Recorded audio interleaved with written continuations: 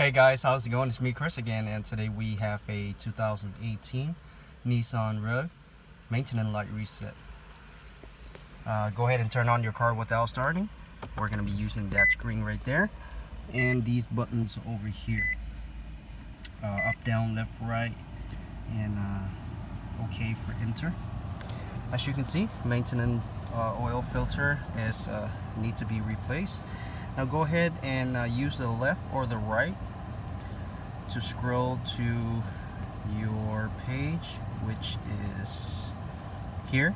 Now when you get here to the setting, scroll down to maintenance, enter on it, enter on oil and filter,